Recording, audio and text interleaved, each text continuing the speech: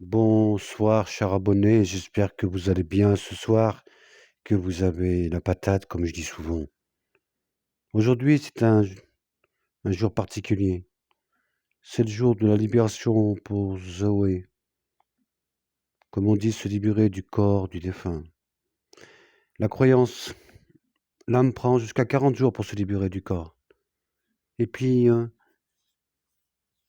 il fait un tour sur Terre, il se rappelle de son histoire depuis sa naissance. Et puis, à un moment, il se retourne, il nous regarde de loin, en nous disant: «C'est mon moment de m'emporter, de me bousculer». Et oui, c'est ce grand jour pour, Zoé. Beaucoup de gens sur YouTube disent qu'elle est partie il y a 2-3 heures après ou un jour après, 2 jours après, une semaine après. Généralement, l'âme, il faut compter à peu près ses 40 jours. C'est, le le temps qu'il lui faut pour comprendre son chemin. Le chemin de l'au-delà, de ce qui va une certaine lumière qui va l'attirer vers lui. Ou vers elle, l'emmener, en paix, en sérénité, ne plus souffrir. Zoé, elle s'est libérée de ces démons qui l'emportaient, de ces souffrances que vous connaissez tous, elle vous en a souvent parlé. Le crabe, le crabe qui est terrible, qui fait tellement souffrir. Et le jour où elle s'est éteinte, le 4, quand elle a fermé ses yeux, elle s'est envolée comme un oiseau, pardon. Et à ce moment-là, il n'y avait plus aucune souffrance. Dans son malheur, Dieu lui a fait un cadeau et lui a enlevé cette souffrance terrible qu'elle avait en elle. Zoé, aujourd'hui, elle a fait elle a fermé ce livre de son histoire sur terre. Elle a ouvert un livre avec des pages blanches où elle va écrire, ses histoires comme une nomade qui va traverser les dimensions du temps, le couloir du temps. Cette dimension que nous arrivons, nous les êtres, à avoir du mal à percevoir, parce que nous ne pouvons ni le sentir, en tout cas des êtres, entre guillemets, qui n'ont pas cette capacité à capter, comme moi, des choses un peu qui sortent de l'ordinaire, on va dire, qui sont un peu, pour d'autres, irrationnelles, mais qui sont vraiment rationnelles.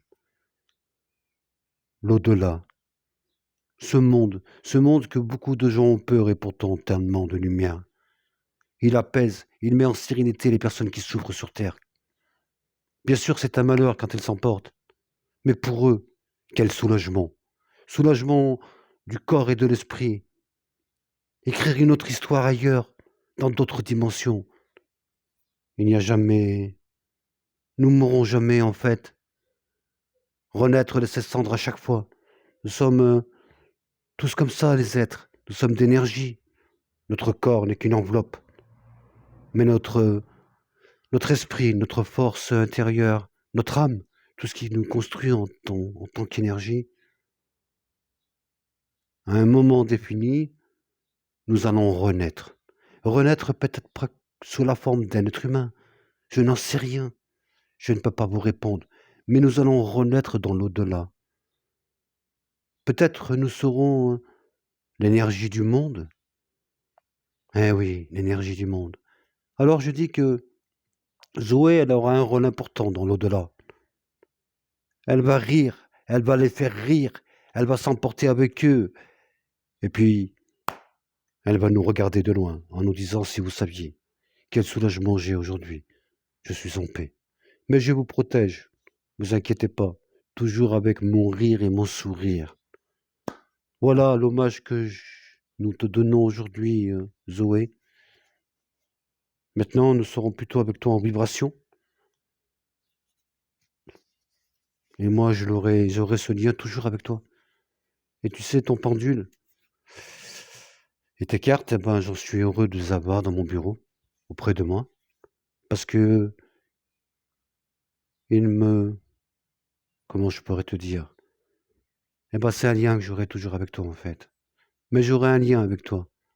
C'est l'histoire qu'on avait commencée et que nous avons fermé la boucle ensemble avec Hubert et tes enfants. Et ça, personne ne peut nous l'enlever. Je vous embrasse, prenez soin de vous, passez un bon week-end en sérénité et puis à bientôt. Merci à vous.